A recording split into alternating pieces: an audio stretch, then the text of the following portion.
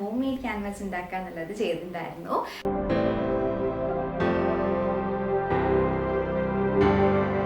അപ്പോൾ ഇനി അതിൻ്റെ ഫോളോ അപ്പ് ആയിട്ട് നമുക്ക് ജസ്റ്റ് ഒരു 3 പീസ് പെയിൻറ്റിങ് ചെയ്യാം. അപ്പോൾ അതെങ്ങനെയാണെന്ന് നമുക്ക് ഈ വീഡിയോയിൽ കാണാം. അപ്പോൾ നമുക്ക് ഈ പെയിൻറ്റിങ് സ്റ്റാർട്ട് ചെയ്യാം. അപ്പോൾ സ്റ്റാർട്ട് ചെയ്യാൻ വേണ്ടിയിട്ട് നമ്മൾ എന്താണ് ചെയ്യുക, നമ്മൾ ആദ്യം അതിൻ്റെ സ്കെച്ച് ഇടും, അതായത് ഒരു ഔട്ട്ലൈൻ വരയ്ക്കും. ഇപ്പോൾ ലാൻഡ്സ്കേപ്പൊക്കെയാണ് ചെയ്യുന്നതെന്നുണ്ടെങ്കിൽ അതിന് ഡീറ്റെയിൽ ആയിട്ട് അങ്ങനെ ഓരോ സാധനം അല്ലെങ്കിൽ മരവും ചെടിയും അങ്ങനെ ഓരോന്നായിട്ടൊന്നും ഔട്ട്ലൈൻ ഇടുന്നില്ല. ജസ്റ്റ് റഫായിട്ട് വരച്ചാൽ മതി. നിങ്ങൾ ഹൊറൈസൺ അല്ലെങ്കിൽ ഒരു ലൈൻ സ്കൈയും ലാൻഡും ഡിവൈഡ് ചെയ്യുന്നത് വരയ്ക്കുക. അതിനുശേഷം ബാക്കിയൊക്കെ ഒന്ന് ജസ്റ്റ് ലൈറ്റായിട്ട് ഔട്ട്ലൈൻ ഇട്ട് വെക്കുക. ലൈറ്റായിട്ട് ഔട്ട്ലൈൻ ചെയ്യുന്നത് കൊണ്ട് ചിലപ്പോൾ ഈ വീട്ടിൽ നിങ്ങൾക്ക് ക്ലിയർ ആയിരിക്കില്ല. അപ്പോൾ സ്കെച്ചിങ്ങിൻ്റെ കുറച്ചും കൂടി ഡീറ്റെയിൽഡ് ആയിട്ട് കോൺസെപ്റ്റ്സും കാര്യങ്ങളൊക്കെ ഞാൻ വേറൊരു വീഡിയോയിൽ ചെയ്തു തരാം കേട്ടോ. അപ്പോൾ ഇത് ഞാൻ 3 പീസാണെന്ന് പറഞ്ഞു, പക്ഷേ നിങ്ങൾക്കിത് വേണമെങ്കിൽ ഒരൊറ്റ പീസാക്കി വേണമെങ്കിലും ചെയ്യാം. അപ്പോൾ ഇത് എളുപ്പത്തിന് വേണ്ടിയിട്ട് ഞാൻ ജസ്റ്റ് അക്രോസ്, അതായത് ഹൊറൈസൺ വരച്ചത്, അല്ലെങ്കിൽ ആ സ്കൈയും ലാൻഡും തമ്മിലുള്ള ഡിവിഷൻ്റെ ആ നടുവ് കൂടെ ആ ഒരു ലൈനിൻ്റെ മുകളിൽ കൂടെ മാസ്കിംഗ് ടേപ്പ് ഒട്ടിക്കുകയാണ്. അപ്പോൾ ആദ്യം നമ്മൾ സ്കൈ ആണ് ചെയ്യുന്നത്. അപ്പോൾ സ്കൈ ചെയ്യാൻ വേണ്ടിയിട്ട് ഇവിടെ വൈറ്റ്, യെല്ലോ, റെഡ്, ക്രിംസൺ ആണ് യൂസ് ചെയ്യുന്നത്. ലെമൺ യെല്ലോ ആണ് എടുത്തിരിക്കുന്നത്. അപ്പം ബ്രഷ് ഇവിടെ 1/2, ഇത് കുറച്ച് വലുതായതിനെ കൊണ്ട് നോർമലി നമ്മൾ എല്ലാ വീഡിയോയിലും 1/2 ഫ്ലാറ്റും 4 സൈസ് റൗണ്ടുമാണ് എടുക്കുന്നത്. അപ്പോൾ ഇവിടെ നമ്മൾ കുറച്ച് വലിയ ചെയ്യാതിനെ കൊണ്ട് 1/2 മാറ്റിയിട്ട് കുറച്ചും കൂടി വലുത്, ഇത് 5/8 സൈസ് ഫ്ലാറ്റ് ബ്രഷാണ്, അത് യൂസ് ചെയ്തിട്ടാണ് സ്കൈ ചെയ്യുന്നത്. അപ്പം സ്കൈ ചെയ്യുന്നത് ഇവിടെ നിങ്ങൾ കഴിഞ്ഞൊരു വീഡിയോ ഇട്ടപ്പം ഭയങ്കര ഡീറ്റെയിൽ ആയിപ്പോയി, കുറച്ചും കൂടി സിമ്പിളാക്കുകയും വിചാരിച്ചു. അപ്പോൾ ഞാൻ കുറച്ച് സിമ്പിളാക്കിയിട്ടാണ് ഈ സ്കൈ ചെയ്യുന്നത്. അപ്പോൾ കഴിഞ്ഞ വീഡിയോൻ്റെ പറ്റി പറയുമ്പോൾ ഞാൻ കുറച്ച് ദിവസം മുന്നേ ഒരു 4 ടൈപ്പ്, അതായത് പ്ലെയിൻ സ്കൈ, ക്ലൗഡ്സുള്ള സ്കൈ, സൺസെറ്റ്, നൈറ്റ് സ്കൈ, ഇങ്ങനെ 4 ഡിവിഷൻസ് അല്ലെങ്കിൽ 4 ടൈപ്പ് ഓഫ് സ്കൈസിൻ്റെ ട്യൂട്ടോറിയൽസ് ഓൾറെഡി അപ്ലോഡ് ചെയ്തിട്ടുണ്ട്. അപ്പം സ്കൈ ചെയ്യുന്നതിൻ്റെ മുന്നേ നിങ്ങൾ ആ വീഡിയോസ് ഒന്ന് കണ്ടാൽ നിങ്ങൾക്ക് കുറച്ചും കൂടി നന്നായിരിക്കും. അപ്പോൾ ഈ സ്കൈ ചെയ്യുന്നത് ഇത് ഭയങ്കര സിമ്പിളാണ്. ഇതിനകത്ത് അധികം ഡീറ്റെയിലിങ്ങോ അങ്ങനെയൊന്നുമില്ല. ഭയങ്കര സിമ്പിൾ പ്ലെയിൻ ആയിട്ട് കളേഴ്സ് ബ്ലെൻഡ് ചെയ്തിട്ടാണ് ചെയ്യുന്നത്. അപ്പോൾ ഇത് ചെയ്യുമ്പോൾ അപ്പോൾ നിങ്ങളോട് ഞാൻ ചിലരെന്നോട് ഡൗട്ട് ചോദിക്കുമ്പോൾ ഞാൻ പറയാറുണ്ട് ബ്ലെൻഡ് ചെയ്യണം, സ്ട്രോക്സ് കാണാൻ പാടില്ല എന്നൊക്കെ ഉള്ളത്. അതെന്ന് പറഞ്ഞു കഴിഞ്ഞാൽ ഇത് കണ്ടോ, ഇപ്പോൾ ഇതിനകത്ത് വലിയൊരു ബ്രഷ് യൂസ് ചെയ്തിട്ട് ലെഫ്റ്റും റൈറ്റും അടിക്കുകയാണ് നമ്മൾ. അപ്പോൾ അങ്ങനെ അടിക്കുമ്പം ഓട്ടോമാറ്റിക്കലി വെറ്റായിട്ടുള്ള കളേഴ്സല്ലേ ഉള്ളത് ഫുള്ള്, അപ്പോൾ അത് തന്നെ ബ്ലെൻഡ് ആയിക്കോളും, നമ്മളൊന്നും ആക്കണ്ട. ഇൻസ്റ്റെഡ് നമ്മളൊരു റൗണ്ട് ബ്രഷ് യൂസ് ചെയ്തിട്ടാണ് ഇത് ബ്ലെൻഡ് ചെയ്യുന്നത്, അല്ലെങ്കിൽ ഇത്രയും ലാർജ് ഏരിയ ബ്ലെൻഡ് ചെയ്യാൻ ശ്രമിക്കുന്നതെന്നുണ്ടെങ്കിൽ അതിനകത്ത് സ്ട്രോക്സ് വരും, അതായത് ബ്രഷിൻ്റെ മാർക്സ് കാണും. അപ്പോൾ ഇത്രയും വലിയൊരു ബ്രഷ് അല്ലെങ്കിൽ ഇതിലും നിങ്ങൾക്ക് വേണമെങ്കിൽ ബ്രഷ് യൂസ് ചെയ്യാം. അതെന്ന് വെച്ചാൽ എന്നിട്ട് ബ്ലെൻഡ് ചെയ്തെടുക്കുക. ഇപ്പോൾ ഇവിടെ ആദ്യം ഏറ്റവും അടിയിൽ, അതായത് ലാൻഡിനോട് അടുപ്പിച്ച് യെല്ലോവും വൈറ്റും മിക്സ് ചെയ്തിട്ടൊരു കളർ അടിച്ചു. അതിനുശേഷം മുകളിലേക്ക് കയറിയപ്പം റെഡും യെല്ലോവും കൂടി മിക്സ് ആയിട്ടുള്ള ഒരു കളർ അപ്ലൈ ചെയ്തു. ആ ഒരു രീതിക്കാണ് സ്കൈൻ്റെ ചെയ്തിരിക്കുന്നത്. പിന്നെ ഇത് ഓൾറെഡി നമ്മൾ DIY ആയിട്ട് ഉണ്ടാക്കിയ ക്യാൻവാസാണ്, അതായത് സ്റ്റിഫ് അല്ലെങ്കിൽ ബക്രം ക്ലോത്ത് അല്ലെങ്കിൽ കോളറിന് യൂസ് ചെയ്യുന്ന, സ്റ്റിച്ചിങ്ങിന് യൂസ് ചെയ്യുന്ന മെറ്റീരിയൽ യൂസ് ചെയ്ത് ഉണ്ടാക്കിയ ക്യാൻവാസ് മോഡലുള്ള ഒരു ബോർഡാണിത്. അപ്പോൾ ഇതിൻ്റെ വീഡിയോ നിങ്ങൾ കണ്ടില്ല എന്നുണ്ടെങ്കിൽ ജസ്റ്റ് ഒന്ന് പോയി കണ്ടു നോക്കുക. അപ്പോൾ ഇതിനകത്ത് നമ്മൾ പ്രൈമൊന്നും ചെയ്തിട്ടില്ല, അതായത് ജസ്റ്റ് ഒരു പ്രൈമും ചെയ്തിട്ടില്ല, പ്ലെയിൻ ഡയറക്റ്റ് ആ ക്ലോത്തിൻ്റെ മുകളിൽ അപ്ലൈ ചെയ്യുകയാണ്. അപ്പോൾ ഇതിനകത്ത് നമ്മൾ ഭയങ്കര തിക്കായിട്ടുള്ള പെയിൻറ്റ് എടുത്തു കഴിഞ്ഞാൽ പെയിൻറ്റ് നീങ്ങില്ല, കാരണം നമ്മൾ തുണീൻ്റെ മുകളിൽ അടിക്കുന്ന പോലെയാണ് ഉണ്ടാവുക.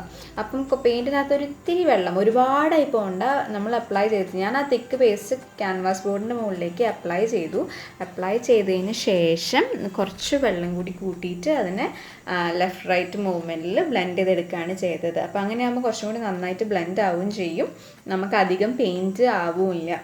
കാരണം നമ്മൾ ജസ്റ്റ് ക്യാൻവാസിൻ്റെ മുകളിലേക്ക് ആ തിക്കായിട്ടുള്ള പേസ്റ്റ് അപ്ലൈ ചെയ്യല്ലേ, പാലറ്റിൻ്റെ മുകളിൽ നമ്മൾ ഒരുപാട് വെള്ളം കൂട്ടി മിക്സ് ചെയ്ത് വെച്ചിട്ട് ഇങ്ങോട്ട് ആക്കുക എന്നുള്ള പരിപാടിയൊന്നും എടുക്കണ്ട.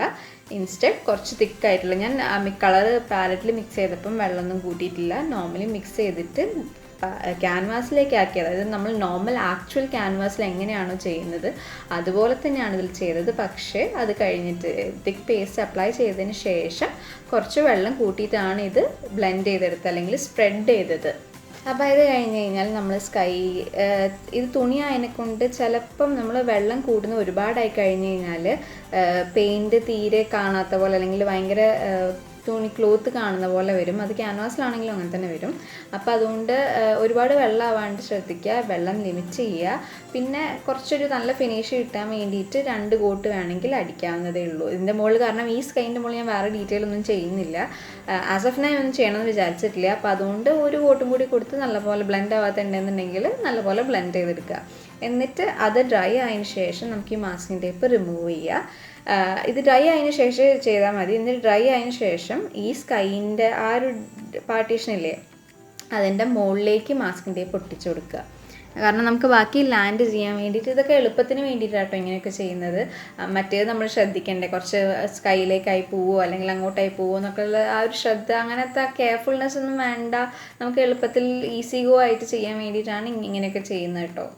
അപ്പോൾ ഇത് ചെയ്യാൻ വേണ്ടിയിട്ട് കുറച്ച് റെഡും ബ്ലൂവും കുറച്ചൊരു യെല്ലോ മിക്സ് ചെയ്തിട്ടൊരു കളർ, ഏകദേശം എന്താ പറയുക, ഒരു പേർപ്പിളിൻ്റെ തന്നെ ഒരു ഷെയ്ഡ്, കുറച്ച് ബ്ലാക്ക് മിക്സ് ചെയ്തിട്ടുണ്ട് അത് ഡാർക്കായി നിൽക്കാൻ വേണ്ടിയിട്ട്.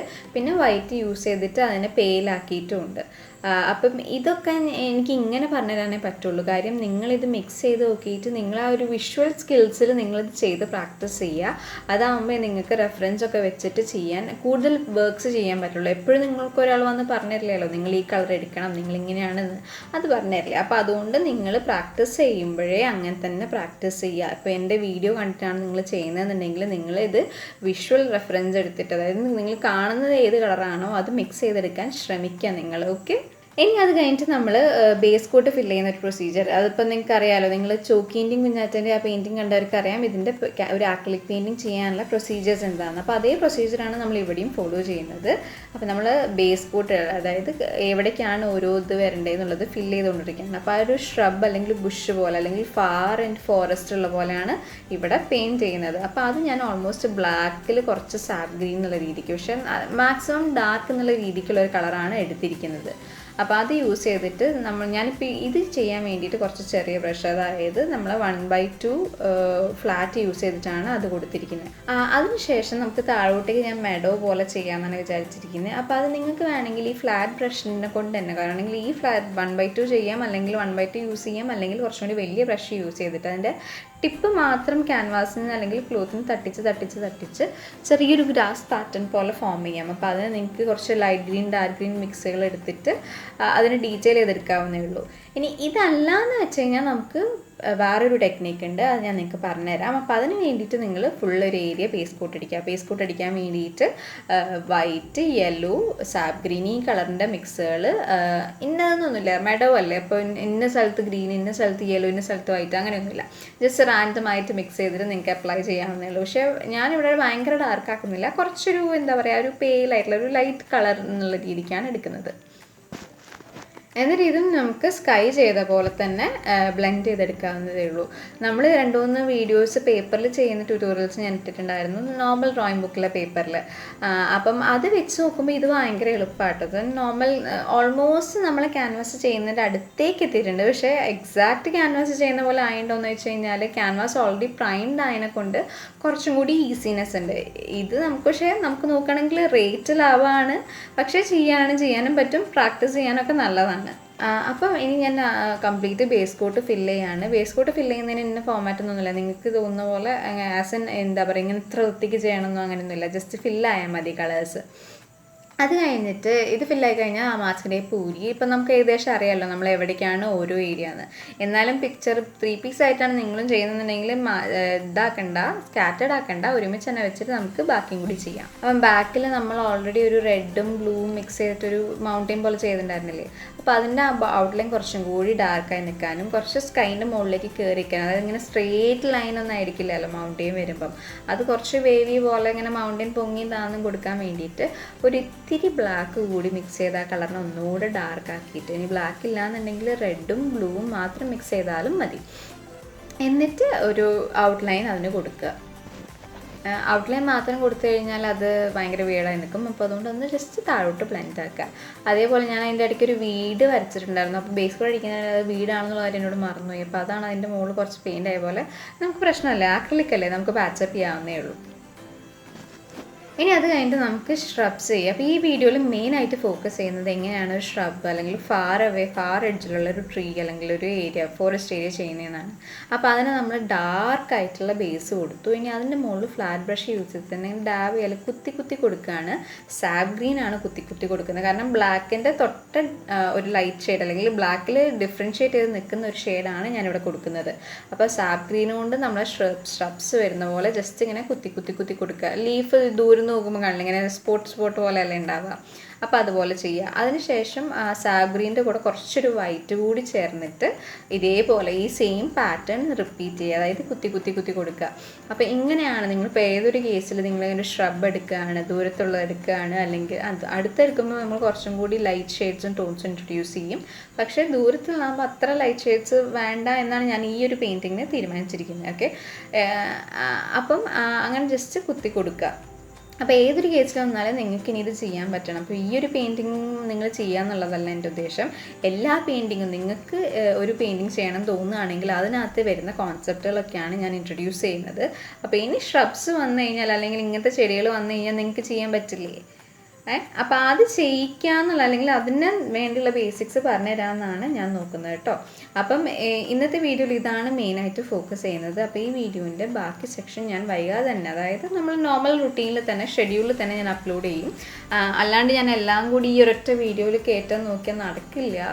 കുറേ ഉണ്ട് ആക്ച്വലി. ഓരോ കോൺസെപ്റ്റ്സ് നോക്കിയിട്ട് നിങ്ങൾക്ക് ഇങ്ങനെ എക്സ്പ്ലെയിൻ ചെയ്യുകയാണെങ്കിൽ. അപ്പോൾ അത് ഞാൻ 1 by 1 ആയിട്ട് ഞാൻ ഓരോ വീഡിയോസിൽ ചെയ്ത് അപ്ലോഡ് ചെയ്ത് തരാം. ഇതുപോലെ എക്സ്പ്ലെയിൻ ചെയ്ത് കാര്യങ്ങൾ പറഞ്ഞുതരാം. അപ്പോൾ ഇതിൻ്റെ ഇടയിൽ നിങ്ങൾക്ക് കുറച്ച് ന്യൂ ബ്രഷുകളും കാര്യങ്ങളൊക്കെ ഇൻട്രൊഡ്യൂസ് ചെയ്ത് തരാം. ഓൾറെഡി ഞാൻ 12 ടൈപ്സ് ഓഫ് ബ്രഷസിൻ്റെ വീഡിയോ അപ്ലോഡ് ചെയ്തിട്ടുണ്ട്, കോമൺ ആയിട്ട് യൂസ് ചെയ്യുന്നത്. അപ്പോൾ അതിൻ്റെ പ്രാക്ടിക്കൽ യൂസ് അല്ലെങ്കിൽ നമ്മൾ ആക്ച്വലി എവിടെയാണ് യൂസ് ചെയ്യുന്നതെന്ന് കാര്യങ്ങളും കൂടി ഞാൻ ഓരോ വീഡിയോയിൽ ഇതുപോലെ ഇൻട്രൊഡ്യൂസ് ചെയ്യുന്നതായിരിക്കും. ഓക്കെ, അപ്പോൾ അടുത്ത വീഡിയോ കാണുമ്പോഴേക്കും ബൈ.